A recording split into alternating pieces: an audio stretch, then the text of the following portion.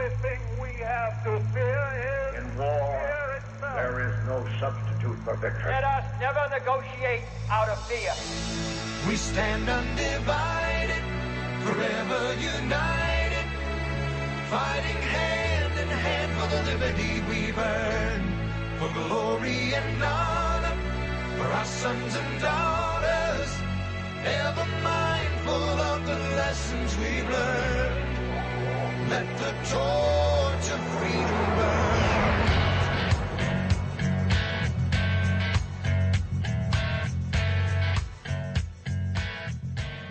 Welcome to the intersection of faith and politics. This is WallBuilders Live with David Barton and Rick Green. You've joined us in the second part of a four-part series. So if you missed yesterday's program, or maybe you're finding us for the first time ever, then go to our website at wallbuilderslive.com. Click on that archive button, and you'll be able to pick up yesterday's program. But never fear, you'll still enjoy today's program, even if you missed yesterday. At the end of this four-part series, over these 4 days, you'll be able to get the entire series right there at our website, wallbuilderslive.com, and then click on that archive section. You can get, in fact, several months of our programs, but certainly this four-part series will be available there for you. So let's jump right in where we left off yesterday. Here's David Barton on biblical principles and the political process. Another approach was used in Pennsylvania. It was used by the Reverend William Penn. And William Penn in Pennsylvania said, no, it's not how good your laws are, it's how good your leaders are. And so the emphasis needs to be on the type of people you put in office, not on the type of documents you have. And so when he created the frame of government for Pennsylvania in 1681, 1682, he explained why he went in a different direction. This is what he said. He said, governments like clocks go from the motion men give them. And if you'll think back, at that point in time, if you had a pocket watch, if you had a grandfather clock, whatever it was, as elaborate, and they had some really cool grandfather clocks. They had ships that would sail across that would tell you what year it was, what month it was, what day it was, what hour it was, whether it was AM or PM. It would even show you when sunrise and sunset was. But as elaborate as those clocks were, they all depended on what people put into them. If you didn't take that key and wind it up, it didn't work very well. And so it was completely dependent on the effort that people put into that clock. The clock by itself is cool, but it doesn't work unless people put the right effort in it. And he says governments are just like that. It's what people put into them. He continued. He says, and as governments are made and moved by men, so by them are they ruined too. You can overwind a clock and ruin it. It's got all these great features, but you can blow it up and completely ruin it if you don't do the right thing. He continues, he says, wherefore governments rather depend upon men than men upon governments. In other words, if you've got the right people in office, you will have a good government. If you have good government and bad people in office, it'll be a bad government, no matter how good your documents are. He says, let men be good and the government cannot be bad. But if men be bad, let the government be never so good. They'll endeavor to warp and spoil it to their turn. They can have great laws. They'll find a way to get around them. He says, I know some say, let us have good laws, and no matter for the men that execute them, but let them consider that though good laws do well, good men do better. Nothing wrong with having good laws and having a good constitution. But that won't do it by itself, as San Antonio has discovered. Who cares what the U.S. Constitution says? City Council said something totally different from what the U.S. Constitution says. So, though good laws do well, good men do better. He says, for good laws may want or may lack good men to uphold the laws, but good men will never want good laws, and they'll never allow bad laws. You get people in office, they're not going to pass bad laws. Good people in office. So that was the philosophy debate that they had back then, and that's what you see is when the righteous rule the people. So from the very beginning, we took the position that it's really important to have the right kind of people in office. Matter of fact, this is the point of discussion that happened at the Constitutional Convention. There were 55 individuals who framed the Constitution of the United States. One of those individuals is John Francis Mercer. And he made a really, today probably consider a startling declaration to the rest of the delegates. So there they are trying to write the Constitution. And he says, by the way, guys, you do realize this Constitution we're writing is not what's going to govern us? And this is what he explained to them. He said, it's a great mistake to suppose the paper we're to propose will govern the United States.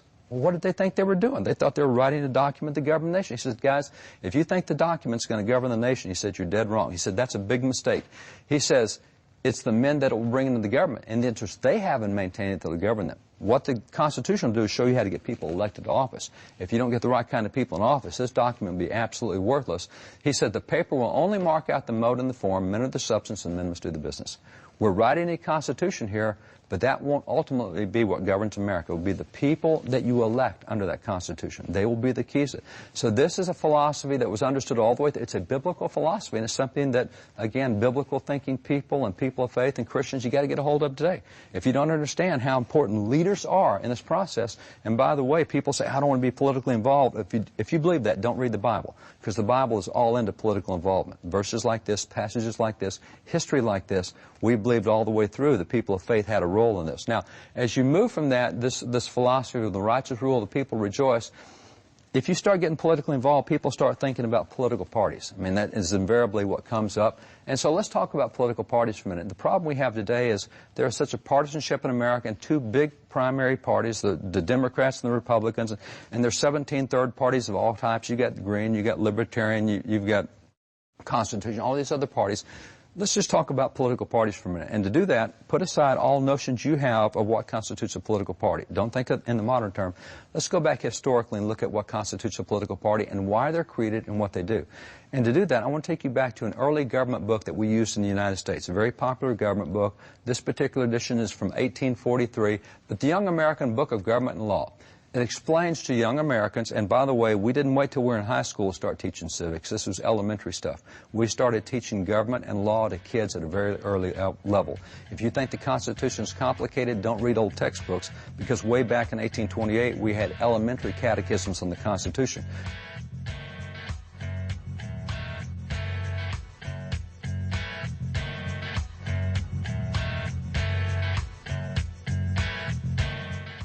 This is David Barton with another moment from America's history.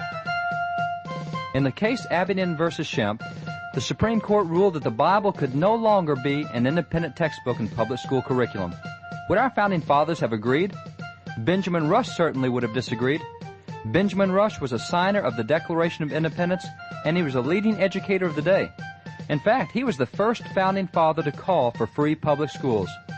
Benjamin Rush declared, "The great enemy of the salvation of man, in my opinion, never invented a more effective means of extinguishing Christianity from the world than by persuading mankind that it was improper to read the Bible at schools. The Bible should be read in our schools in preference to all other books." In the view of founding father Benjamin Rush, the Bible was the textbook of preference for public schools. For more information on God's hand in American history, contact WallBuilders at 1-800-8-REBUILD. Let the torch of freedom burn.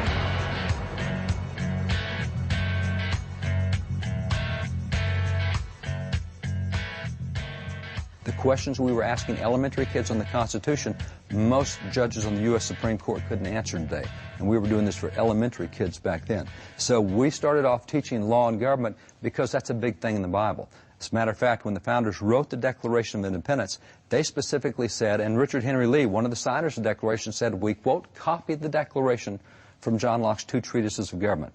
We used to read John Locke's two treatises of government in every government class. It was required reading because that's where our government came from. That's where the Declaration came from. We haven't read that book in government class in 50 years. And it's not because it's too long. It's less than 400 pages long. Well, then why don't we read it? Because that book, The Two Treatises of Government by John Locke, written in 1690, gives 1,500 Bible verses on how civil government should operate.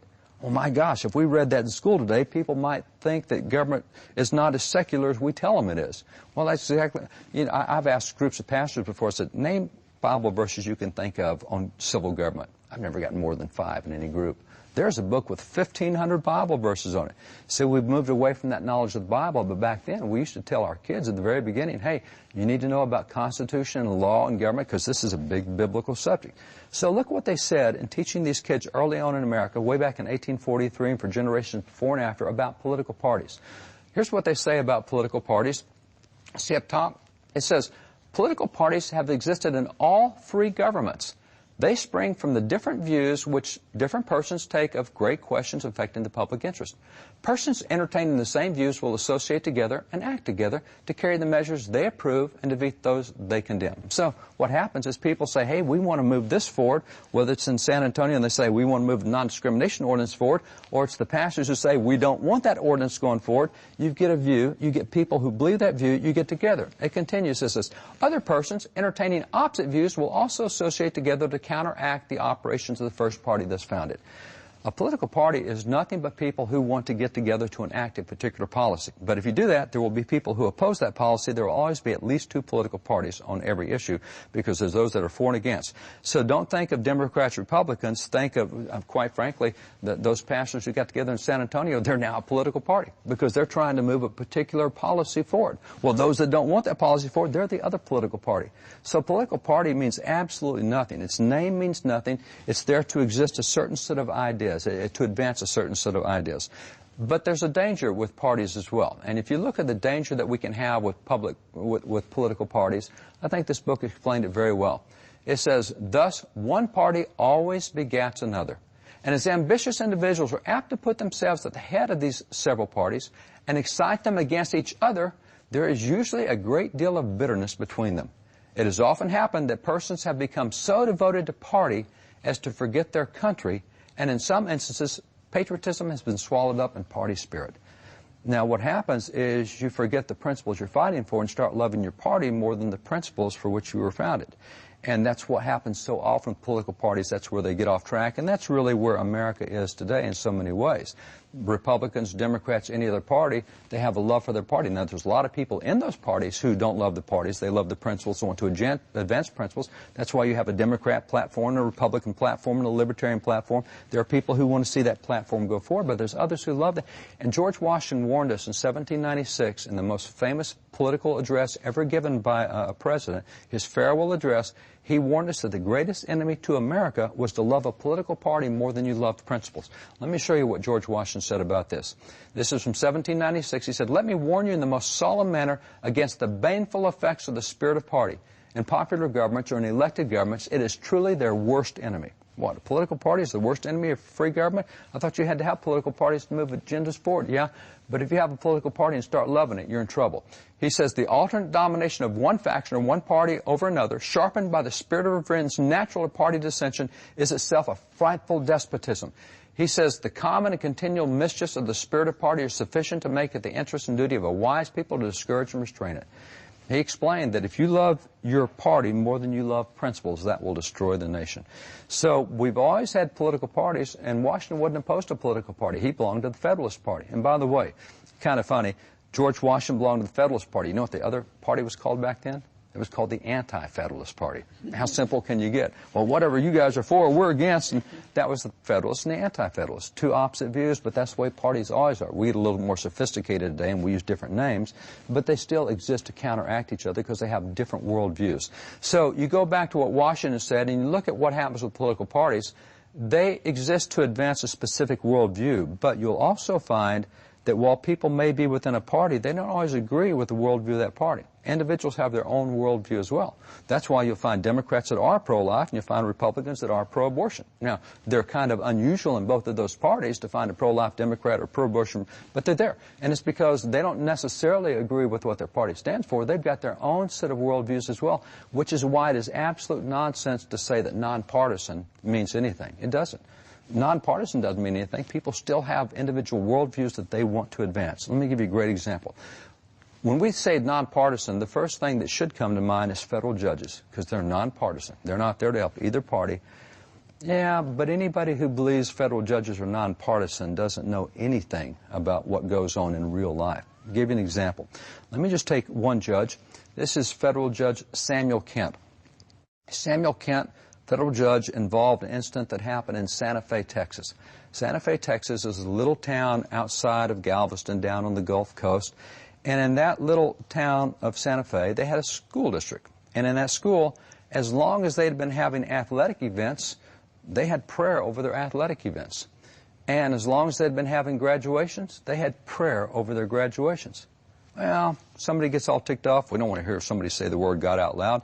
So they go to federal Judge Samuel Kent and say, make them all stop praying. We don't want to hear the word God. Graduation's coming up, and make them stop praying.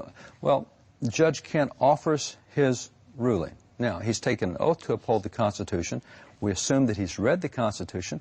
We're now under the First Amendment of the Constitution, which says Congress shall make no law respecting the establishment of religion or prohibiting the free exercise thereof. That's where he's going to issue his opinion, because that's where prayer would come in, is in that part of the Constitution. So he does issue his opinion. It's called Jane Doe versus Santa Fe Independent School District. And he says, well, I've looked at the situation, and here's what I'm going to do. And let me just read you from his, and he's a nonpartisan judge, remember. This is what he says. He said, the court will allow prayer to be a typical non-denominational prayer, which can refer to God or the Almighty or that sort of thing. The prayer must not refer to a specific deity by name, whether it be Jesus, Buddha, Muhammad, the great god Shiva, or anyone else. And make no mistake, the court is going to have a United States Marshal in attendance at the graduation. If any student offends this court, like by mentioning Jesus in a prayer, he said that student will be summarily arrested and will face 6 months incarceration in the Galveston County Jail for contempt of court. Anyone who thinks I'm kidding about this order better think again. Anyone who violates these orders, no kidding, is going to wish that he or she had died as a child when this court gets through with it.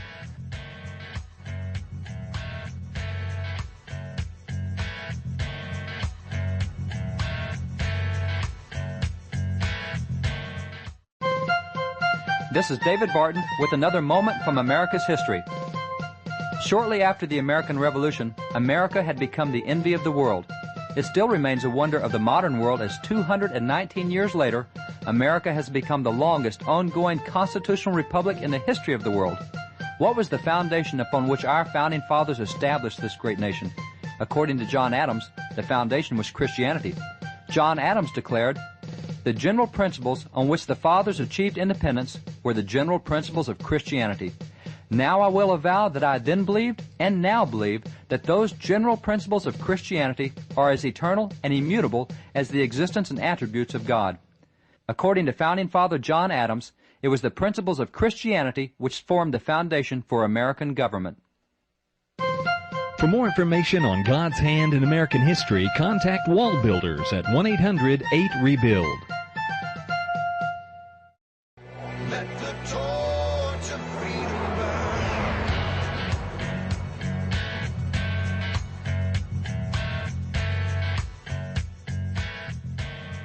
Now, wait a minute. The part of the Constitution that we're looking at says Congress shall make no law respecting an establishment of religion prohibiting free exercise. I don't think Congress is involved with this. I don't think they made a law establishing religion. What we got is a valedictorian who wants to say the word God at graduation, and the judge now says, okay, I'm going to have a federal marshal come in and listen to the words in your prayer. And if you say the wrong words in your prayer, I will arrest you on the spot. You'll get 6 months in jail. Where'd that come from? Not out of the Constitution, it came out of his worldview. I remember that when this decision came down, I took a copy of it with me. Judge Kennedy delivered a decision. I was with a group of about 70 congressmen. And I said, hey, guys, did you just see what happened here? And I read them that part of the decision. They said, on what basis does he make that ruling? I said, well, that's his worldview. They said, no, you're not understanding. On what basis does he make the ruling? Why did he decide that? I said, that's his worldview. That's what he personally believes. No, you're not understanding. What part of the Constitution allowed him to say that? No, guys, you don't understand. This is his worldview. And they just could not get the notion that this guy had a worldview that would overcome the Constitution, overcome precedent, overcome. That's the way it is. People have a viewpoint, and that will guide everything they do. So the most important question to ask about any person running for office is, what worldview do you hold? Because you will hold a worldview. I don't care what you say your party is. I don't care what you say you're going to take an oath to uphold. You've got a worldview that will guide and direct what you do. And so that's where we are with the worldview thing, and that's why it's important for Christians to understand that about political parties. So political parties do exist, but we're back to the notion that if you get the right kind of people in office, you get the right kind of results. Wrong kind of people, wrong kind of results. That's a choice that we make. Now, you move from that. One of the reasons we understood that it was important for Christians to be involved in office and in politics, and I don't mean in the way of running for office, but even in voting. And let me take a little caveat here to explain something. One of the purposes of public education in America, every state constitution says, is to prepare students for active and informed citizenship. Okay, that's why we spend $120,000 a year in public education, so that we can get students to come out ready for active and informed citizenship. Well, the informed part is certainly not there. In the most recent election, we had 62% of voters who could not name the 3 branches of government.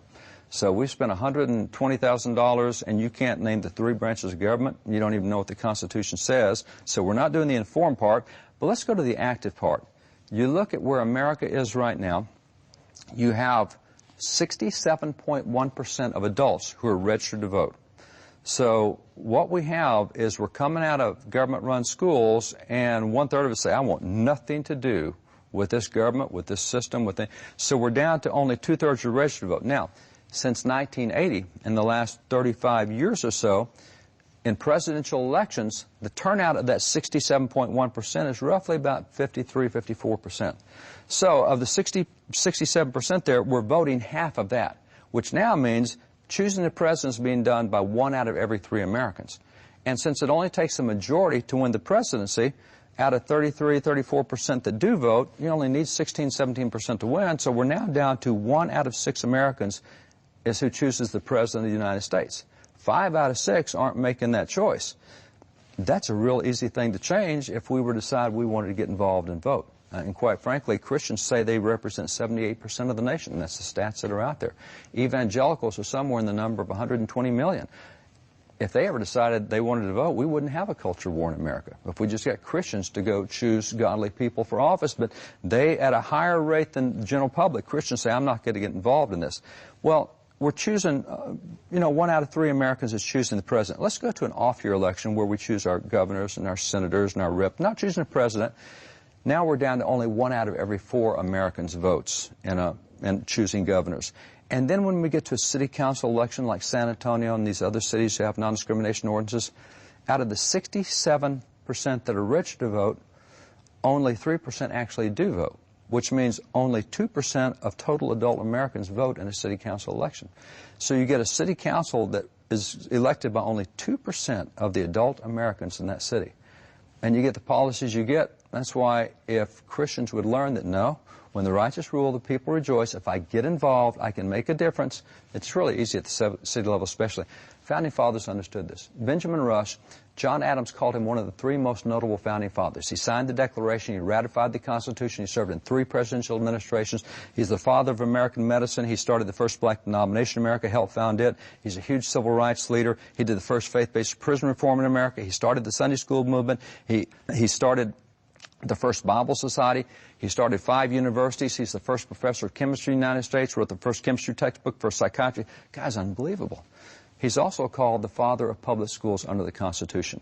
And what happened when the Constitution was written in 1787, ratified in 1788, 1789, we start the federal government in 1789, he says, we've been 13 colonies up to now. What type of education does it take for us to be a nation? We've had education for our colonies, but now we're a nation under a constitution. What do we need to educate our students on? And so he went through, and in 1790, the very next year, he wrote this piece, The Mode of Education Proper in a Republic. This is why he's called the father of public schools under the Constitution. He's the first one to start saying, what should we be teaching in education to keep us unified as a nation?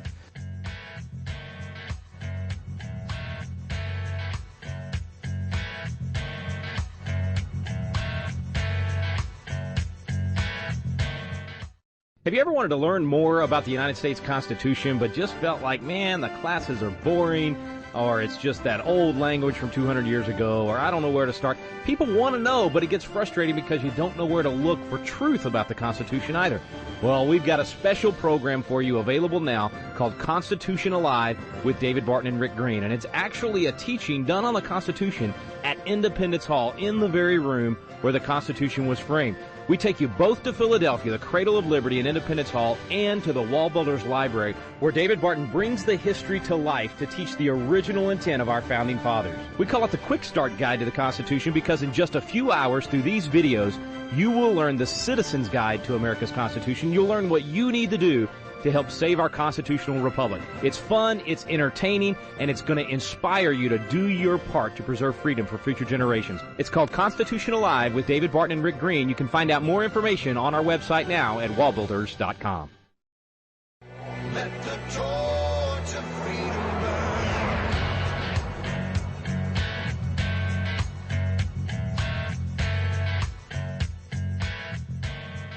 interesting. He said there's three primary responsibilities of public schools. He said the first responsibility of public schools, the first thing public schools have to do, he says they have to teach students to love and serve God. And that's the first thing he says, is love and serve God. He said the second thing public schools have to do is they have to teach students to love and serve their country. And he said the third thing public schools have to do is teach students to love and serve their family. Now notice the order there. He says God, country, family. If we were to do that today, we wouldn't make that order. We would say, no, it's not supposed to be God, country, family. It's supposed to be God, family, and country. That's the way we say it today. But he said, no, it is God, it is country. Why would he put it in that order? Why would he elevate country above family? Because he said if you ever lose control of your country, it will become the great enemy of the family. Oh, that's where we are. We've lost control of our political system. Now we're doing what we can to try to salvage our families, because so much of the garbage we have to deal with in our families comes from the government itself. And if you lose control of your country, you lose control of your government, it will be the enemy of the family. That's why they said being involved in country is above being involved with family, because that's how you preserve your family. Sam Adams said the same thing. Sam Adams, the father of the American Revolution, he said this.